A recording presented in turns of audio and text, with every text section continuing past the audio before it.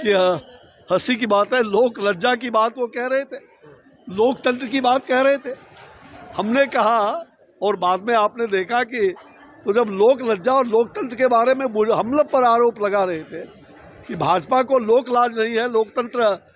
अरे भाई, लोकतांत्रिक मूल्यों का हनन जिस लोकतंत्र के हत्यारे कांग्रेस आज उसके गोद में बैठ करके पलटू राम जी और पलटू राम की पलटनिया पार्टी ये बैठी हुई है लोकतंत्र के हत्यारे के गोद में, देश को जोड़ने चले हैं और देश का सपना देख रहे हैं, जो उनका मुंगेरी लाल का हसीन सपना ही रहेगा, पूरा सपना चकनाचूर हो जाएगा। देख रहे हैं, मैं हूं आपके साथ वंदना। केंद्रीय मंत्री अश्विनी चौबे ने महागठबंधन की सरकार पर जमकर हमला बोला है।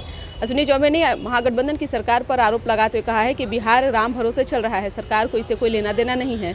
वहीं बिहार में इन दिनों आपराधिक घटनाओं में जिस प्रकार से इजाफा हो रहा है, वहीं भाजपा के नेताओं को टारगेट कर उन पर लाठियां बरसाई जा रही है, तो कहीं ना कहीं नाकामियों को दर्शा रहा है।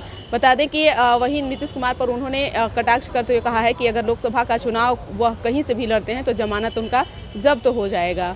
राहुल गांधी को लेकर उन्होंने कहा कि जिस तरह से कोर्ट से उन्हें राहत मिली है, लेकिन आने वाले समय में जिस तरह से ये लोग जो काम किए हैं उसका जनता जवाब देने को तैयार है। इस पर बस इतना ही।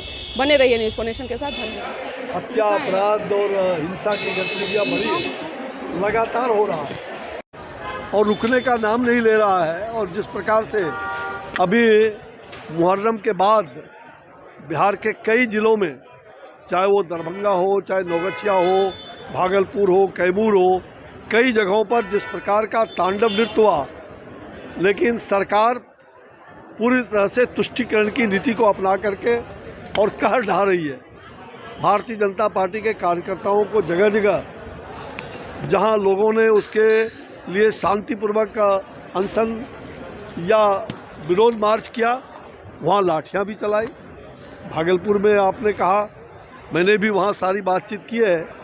आज भी वहां प्रतिरोध मार्च वहां लोगों ने निकालने का और कमिश्नर के यहाँ रिप्रेजेंटेशन अभी देने के लिए लोग जाने वाले हैं। मैंने सारी बात किया है। मुझे लग रहा है कि सरकार पूरी गूंगी बहरी लोगली और ये पलटू राम की सरकार पूरी तरह से बिहार को यूं ही छोड़ दिया है और अब तो वो देश को जोड़ने चले हैं और देश का सपना देख रहे हैं, जो उनका मुंगेरी लाल का हसीन सपना ही रहेगा, पूरा सपना चकनाचूर हो जाएगा। और गए थे कर्नाटक बिहार को छोड़ के और वहाँ से फूफा जी बैरंग वापस आ गए, मंडप पर दुल्हा का कोई नाम लिया ही नहीं।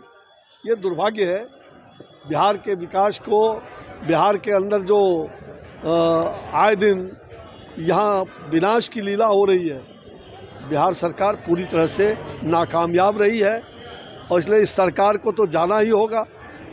ये सरकार चाचा भतीजे का सरकार पूरी तरह से अराजकता फैला रही है बिहार में, भ्रष्टाचार फैला रही है, दुराचार हो रहा है।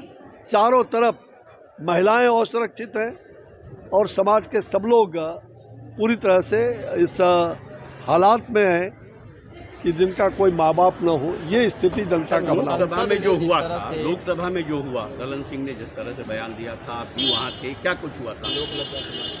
मुझे लग रहा है कि हंसी की बात है, लोक लज्जा की बात वो कह रहे थे, लोकतंत्र की बात कह रहे थे। हमने कहा और बाद में आपने देखा कि तो जब लोक लज्जा और लोकतंत्र के बारे में हम लोग पर आरोप लगा रहे थे कि भाजपा को लोक लाज नहीं है, लोकतंत्र। अरे भाई, लोकतांत्रिक मूल्यों का हनन जिस लोकतंत्र के हत्यारे कांग्रेस आज उसके गोद में बैठ करके पलटू राम जी और पलटू राम की पलटनिया पार्टी ये बैठी हुई है लोकतंत्र के हत्यारे के गोद में। जो चारा घोटाले का काम आपने चारा घोटाला कोर्ट में जाके खड़ा होके किया था और उसी चारे घोटाले के गोद में जाके बैठे हुए हो, तो लोक लाज आपको नहीं है या मुझे नहीं है? हमने कौन? आपने तो लोक लाज त्याग दिया और लोकलाज की बात करते हो, लोकतंत्र की बात करते हो। जो लोकतंत्र का आपातकाल लगाने का काम कांग्रेस ने किया देश के अंदर, आज ऐसे लोगों के गोद में बैठे हुए हो। आपके किस सवाल पे वो भड़क गए? इसी सवाल पर मैंने कहा, तो वो भड़के तो हम भी तड़के, उनको पता ही नहीं है कि वो जब वो जहाँ हैं वो मर्सी पर है, और हम सब लोगों ने आंदोलन को, जयप्रकाश जी के आंदोलन को उस पैगाम पर लाया था। ऐसे ही लोग थे उस समय भी, जो लोग, इन लोगों ने पूरे जयप्रकाश जी की आत्मा को चोट पहुंचाने का काम किया। सर राहुल और गांधी ये लोग लोकतंत्र की बात, इनके मुंह से लोकतंत्र और लोकलाज, ये पूरी तरह से विपरीत बात है।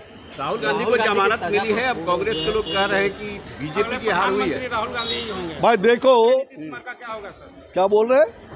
राहुल गांधी होंगे प्रधानमंत्री। अरे हो गया तो हाँ हाँ सदस्यता बहाल भाई, हो जाएगी। तो सदस्यता बहाल होने से प्रधानमंत्री हो जाता है? ये बताइए। अरे सदस्यता बहाल हुआ है, कोर्ट ने सजा दिया है, कोई बीजेपी ने सजा नहीं दिया था। आपने अति पिछड़े समाज को, पूरे मोदी समाज पर आपने गाली दिया, अभद्र व्यवहार किया, अभद्र बातें कही, अपमानजनक बातें कही, और उस पर कोर्ट ने संज्ञान लिया। कोर्ट तो हमारे अंदर नहीं है, और कोर्ट ने संज्ञान लिया और आपकी सदस्यता उससे गई। 2 साल का सजा आपको सुनाया, उसके कारण आपकी सदस्यता गई थी। कोई बीजेपी ने बाध्य नहीं किया। और बाद में आप सुप्रीम कोर्ट गए तो सुप्रीम कोर्ट ने उस पर तत्काल के लिए रोक लगाई है, ये कहते हुए कि भाई सज़ा इतना मैक्सिमम सज़ा क्यों हुआ, मिनिमम सज़ा हो। कोर्ट ने ये नहीं कहा कि आपकी सज़ा माफ़ कर दी जाएगी, और सुप्रीम कोर्ट हो या कोई कोर्ट हो, इनकी सज़ा माफ़ी नहीं होगी। ये सज़ा याफ्ता कहलाएंगे और इनको सज़ा मिलेगी, इसमें दो मत नहीं।